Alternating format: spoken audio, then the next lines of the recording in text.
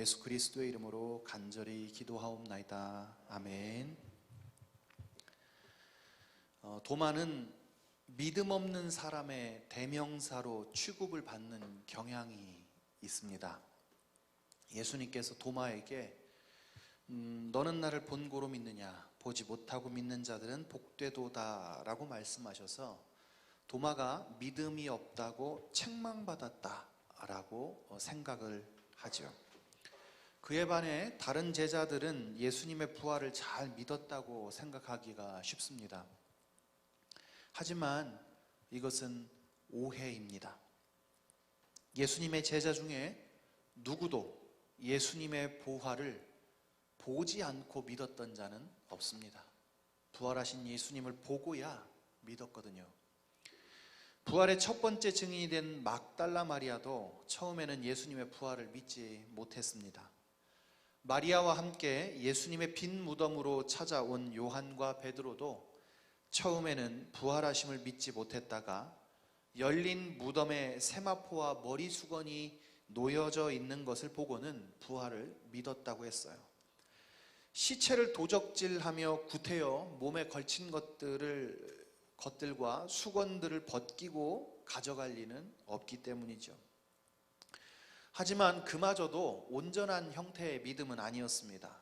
오늘 본문 20장 8절과 9절을 보면 요한과 베드로가 머리에 싸신 수건과 세마포가 그대로 놓여 있는 것을 보고는 믿었다고는 했지만 성경에서 말하는 부활의 의미는 몰랐다고 했어요.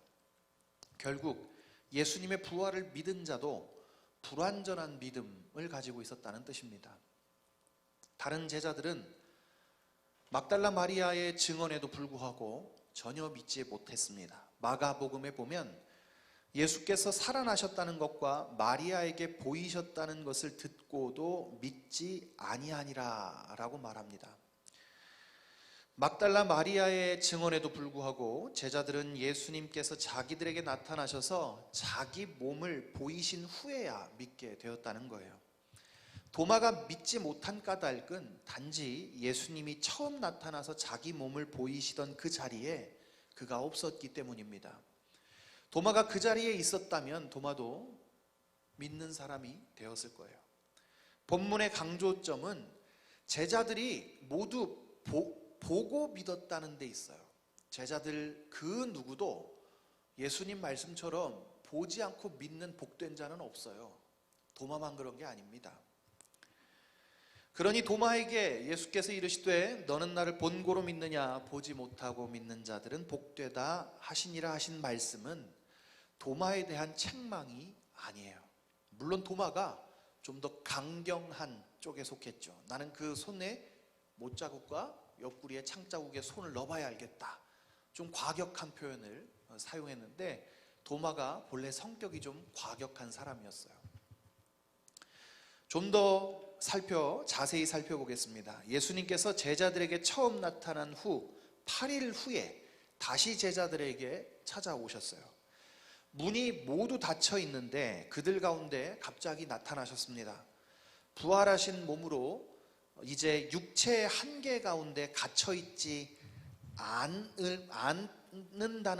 않는다는 사실을 알려주는 것이었어요. 그러니까 자신의 몸이 예전의 육체가 아니고 새로운 몸이라는 사실을 알려주신 겁니다.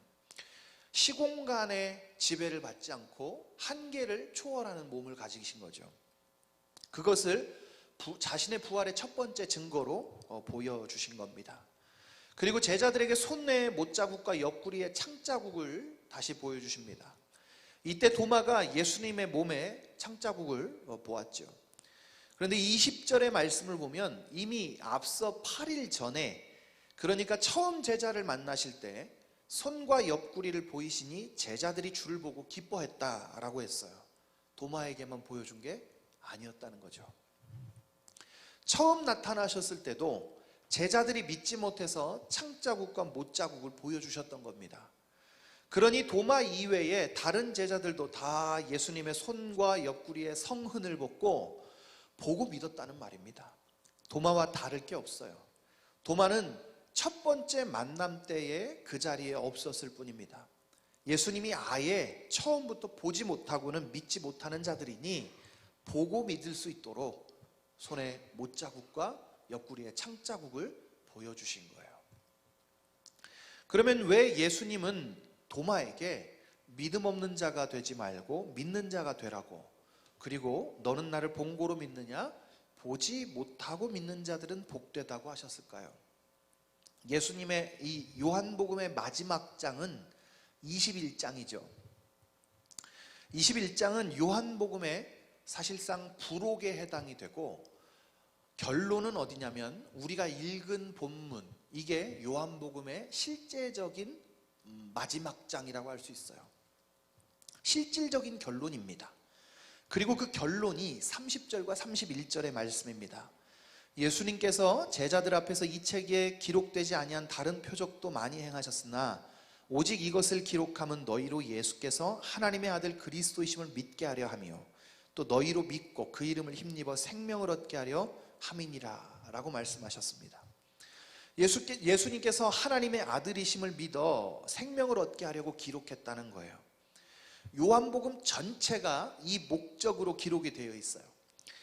요한복음을 이 기준으로 보면, 예수님을 믿는 것을 기준으로 보면, 오늘 예수님께서 본고로 믿는 것과 보지 않고 믿는 것에 대한 말씀을 하셨는데, 그 기준으로 이 요한복음을 구분해 보면 요한복음 1장부터 19장까지는 무슨 얘기일까요? 사실 20장 전반부까지 다 예수님을 보고도 믿지 못하는 자들의 이야기라고 할 수 있어요.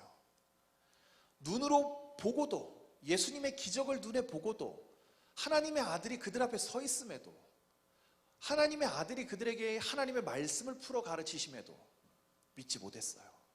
보고도 믿지 못하는 자들, 눈먼 자들과 같은 사람들, 바로 그게 1장부터 20장 거의 요한복음 전체에 기록된 이야기예요. 믿지 못한 이야기예요. 그런데 20장 그 후반부에 절정에 치닫습니다. 예수님을 보고도 믿지 못하던 사람들이 드디어 예수님을 믿게 된 이야기로 바뀌어요. 여기까지가 예수님이 말씀하신 나를 본고로 믿느냐에 해당이 돼요. 보고도 믿지 못하던 자들이 이제야 예수님의 부활하신 몸의 상처를 보고야 믿게 되었어요. 이야기가 그렇게 끝나가는 거예요. 그러니까 보고서야 믿음이 적은 자는 누구를 지칭한다기보다, 도마를 지칭한다기보다 예수님이 살아계실 때 예수님을 믿은 모든 사람들, 예수님의 부활을 보고 예수님을 믿게 된 모든 사람들, 그 시대에 한계를 가진 사람들의 모습인 거예요.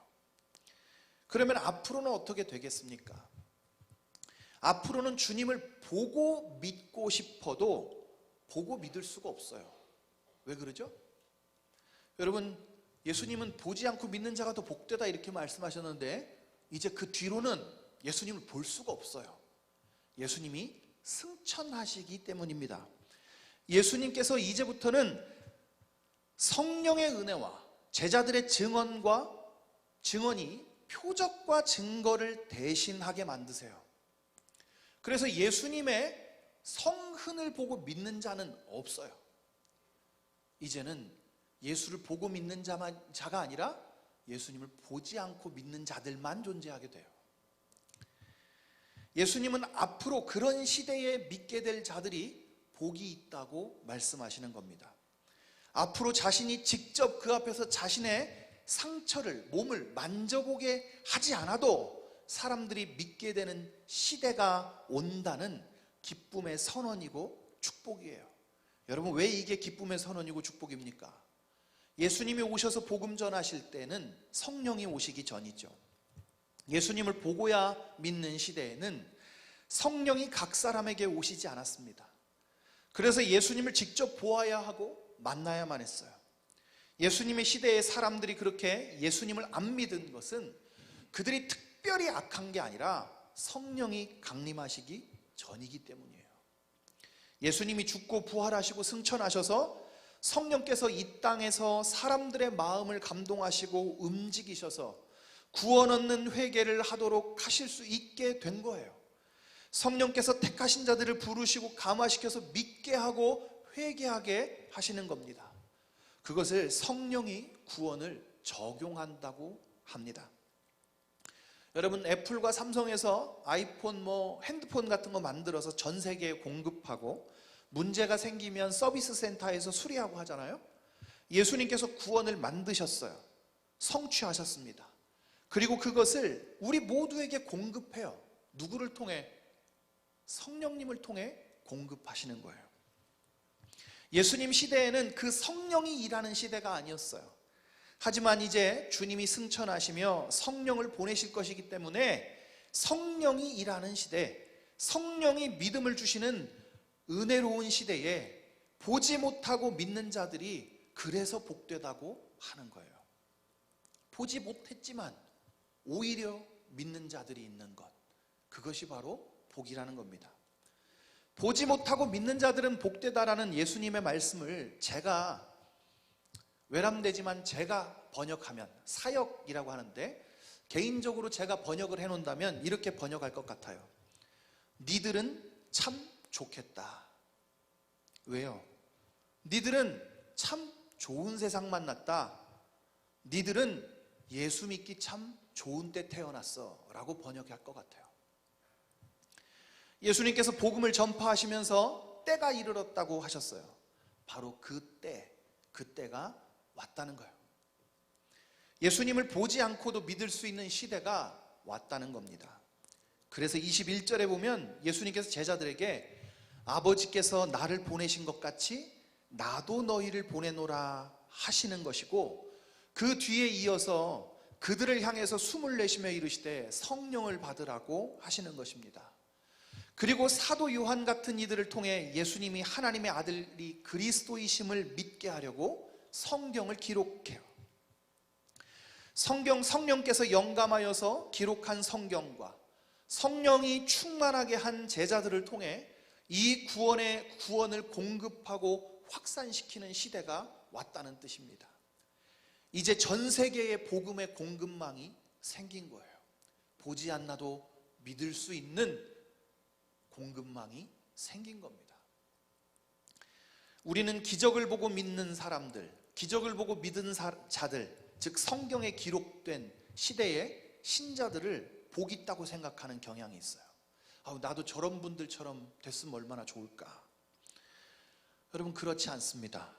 예수님이 우리가 복되다고 하셨어요. 예수님을 보고 믿는 자들보다 예수님을 보지 않고 믿을 수 있는 시대에 태어난 우리가 복되다고 하셨어요. 성경의 증거와 성령의 감화로 믿게 된 우리가 더 복되다고 말씀하셨어요. 우리 중에 누가 성령의 은혜 없이 예수님의 몸의 부활을 믿었습니까? 여러분, 이것은 과학적인 논증이니 뭐니 할 일이 아니에요. 못 믿습니다.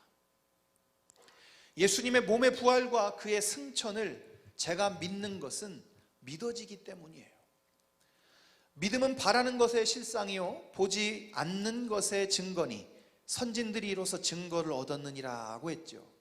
여러분, 이 말씀 매우 간단한 말씀입니다. 무슨 말씀이냐면 믿음이 우리가 믿는 것들의 증거가 된다, 이런 말이에요. 무엇이 증거가 돼요? 믿음이 증거가 된다는 뜻이에요. 이런 겁니다. 여러분, 하나님 살아계신 거 믿습니까? 증거가 뭡니까? 믿는 것. 여러분, 예수님 부활하신 거 믿습니까? 증거가 뭡니까? 믿는 것.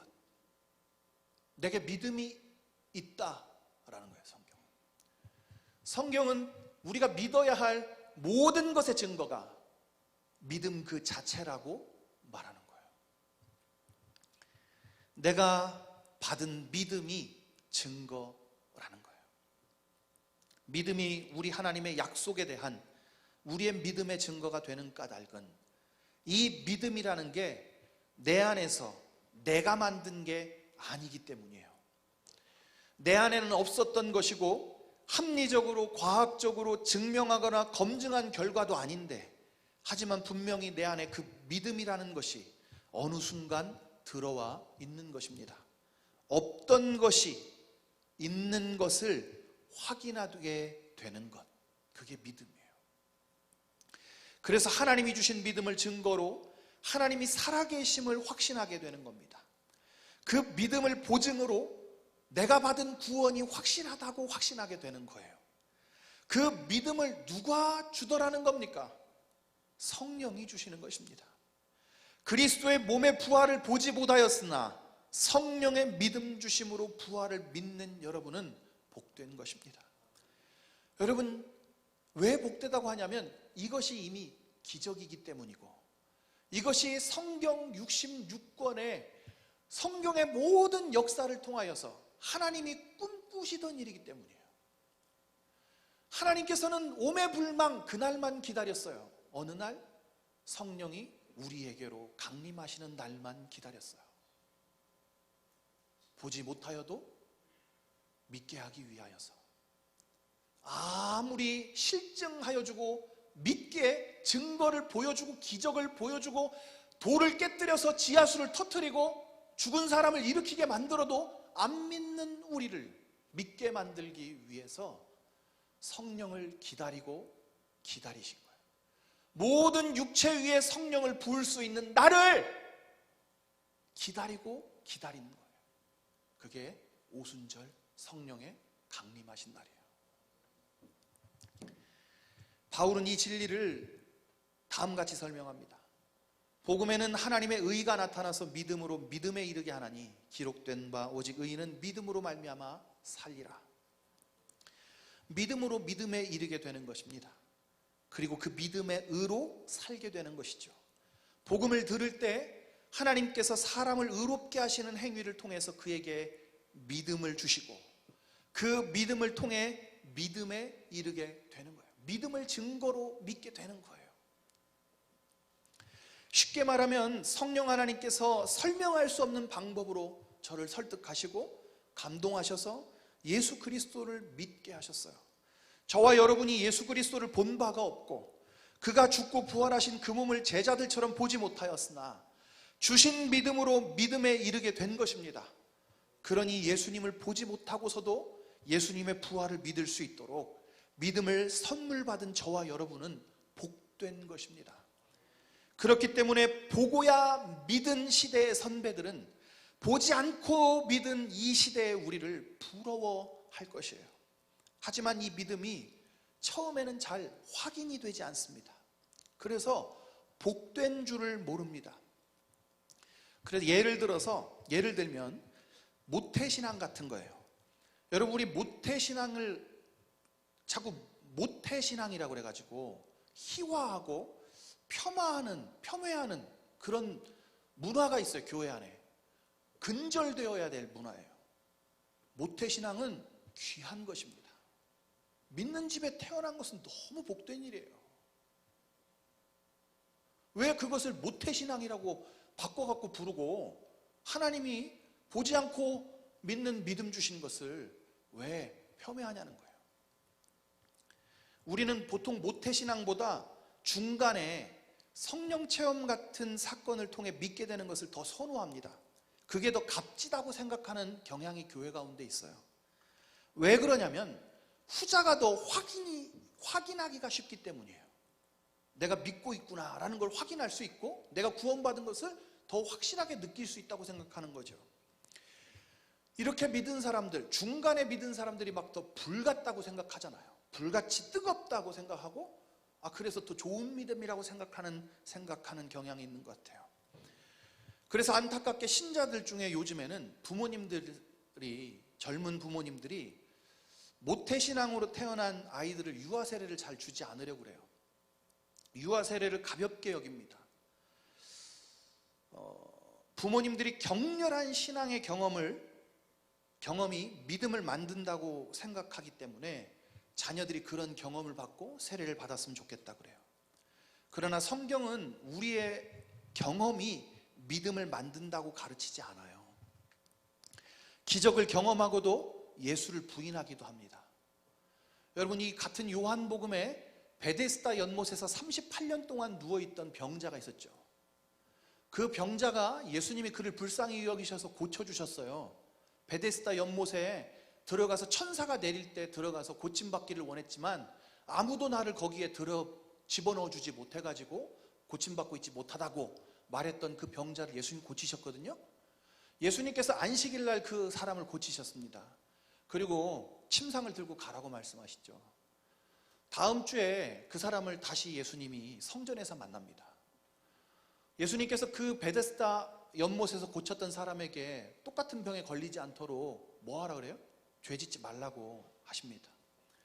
그랬더니 베데스다 연못에서 예수님께서 병 고치신 이 고침받은 사람이 바리새인을 찾아가서 예수님이 자기를 안식일에 고쳤다고 고발합니다. 이게 기적을 경험한 사건이에요. 이게 요한이 기적을 바라보는 시각이에요. 우리는 어떤 경험들이 믿음을 만든다고 생각하는 거예요. 봐야 믿어진다고 생각해요. 자꾸 보고 만져야 믿음이 생기는 시대는 지났어요. 지금 이 시대는 그렇게 하지 않아도 믿음이 생겨요. 어떻게 해요? 성령이 믿게 하시기면 생기는 거예요. 그러면 우리의 믿음은 언제 확인될까요? 이렇게 모태 신자로 태어나서 어려서부터 조용히 믿어온 사람들은 언제 믿음이 드러나고 확인될까요? 믿음은 성경에서 오직 하나 가르칩니다. 믿음은 오직 시험을 통해서 확인이 돼요. 좋은 날 확인되는 게 아닙니다. 인생의 위기나 고생 가운데 떨어졌을 때에 모태신앙이든 뒤에 우여곡절을 겪어 믿게 되었든 그 불시험을 통해서 확인하게 돼요. 모태신앙으로 자신이 믿는지 믿음이 없는지 잘 구분하지 못하던 사람들 중에도 그 시험에서 굳세게 자기 믿음을 지키는 자들이 있고, 불같이 뜨겁게 믿는 것 같았어도 불시험에서 꺼져버림으로 자기의 믿음 없음이 드러나는 사람들도 있어요. 이 시험을 주관하시고 믿음을 단련하시고 단단하게 만드시는 분도 성령님이십니다. 여러분, 우리가 자꾸 경험을 의지하는 것은, 보고 믿기를 구하고 만져 믿기를 원하는 것은 성령을 무시하는 거예요. 성령을 믿는 자들은 기도해야 합니다. 여러분, 우리 자녀들 위해서 기도해야 돼요. 여러분, 제가 대신방을 다니다 보니까 대신방 받으시는 우리 집사님, 권사님들 거의 한 7, 80%는 기도 제목이 자녀 구원이에요. 자녀 구원이에요. 거의 예외가 없습니다. 기도하셔야 돼요. 무엇을? 주여, 보지 못하고 믿는 믿음 주옵소서. 성령께 간구해야 합니다. 성령께서 주셔요. 성령께서 믿음 주십니다. 우리 우리 주일학교 학생들 위해서 기도해 주십시오. 그 아이들이 매주 나와서 말씀을 듣거든요. 매주 나와서 말씀을 듣다가 주여, 자기도 모르게 거듭나게 하여 주옵소서 기도해 주세요. 하나님께서는 반드시 그 말씀을 통해 믿음을 주시고 거듭나게 하시기 때문에 성령이 일하는 방식에 순종하고 기도하셔야만 하는 거예요. 성령께서 이 시대에 막달라 마리아, 요한과 베드로, 그 밖의 제자들과 좀 더 강경한 도마와 같은 자들이 얼마든지 복음 듣게 하시고 믿어 영생에 이르게 하실 능력이 있다는 것입니다. 성령께서 얼마든지 그 샘에 와서 목을 축이려는 자들과 자기의 멍에를 내려놓고 예수의 멍에를 메어 쉼을 얻으려는 자들을 구원하신다는 것을 믿으시기 바라요. 여러분, 지금이 더 믿음 갖기 좋은 시대예요. 지금이 더 성령께서 믿게 하시는 시대예요. 그러니 온 교회가 성령을 의지하여서 나의 믿지 않는 자녀들, 하나님께 예배하지 않는 자녀들, 또 이 교회의 그늘 아래 하나님 앞에 나와 예배하는 모든 주의 자녀들이 택하신 대로 구원함을 얻을 수 있도록 기도하셔야만 하는 것입니다. 주님은 구원하실 자에게 오늘도 성령 안에서 찾아오십니다. 은혜를 갈망하게 하시고 믿게 하시고 생명을 주십니다. 믿는 자는 성령으로 살게 됩니다. 성령께서는 그들이 더 이상 자신의 자아 실현에서 인생의 목적을 찾지 않게 하시고 하나님 안에서 찾게 하십니다. 자신을 부르신 주님의 뜻을 이루고 사는 것을 인생 최고의 행복이요 가치로 여기고 살게 만드신다는 뜻이에요. 성령께서 어떤 사람이라도 구원하여 새로운 피조물이 되어 보시기에 심히 아름답게 하십니다. 주님의 생명을 통해 새로운 생명, 새로운 삶을 누리는 누구라도 성령의 은혜로 그렇게 된 것입니다. 그 성령께서 지금도 사람들을 부르십니다. 여러분이 예수를 보지 못하고도 믿는 복 있는 자 되게 하십니다. 우리 눈에는 저거 어떻게 예수 안 믿고 죽을 것 같은, 죽어도 예수 못 믿을 것 같은 사람, 그런 사람도 성령이 다 부르십니다. 성경에 성령께서 부르시는 부르심을 신학적으로는 호출이라고 합니다. 피하지 못하는 부르심, 반드시 효력 있는 부르심이라고 불러요. 성령께서 부르시면 나오게 되어 있습니다. 온 교회가 우리가 함께 기도해야 할, 주 앞에 나와 구원받고 예배해야 할 나의 가족을 위하여 기도하는 교회 되기를 간절히 사모합니다. 성령께서 우리 가정과 교회 위에 보지 못하였음에도 믿음으로 믿음에 이르게 되는 복을 부어주시기를 간절히 사모합니다. 함께 기도하겠습니다.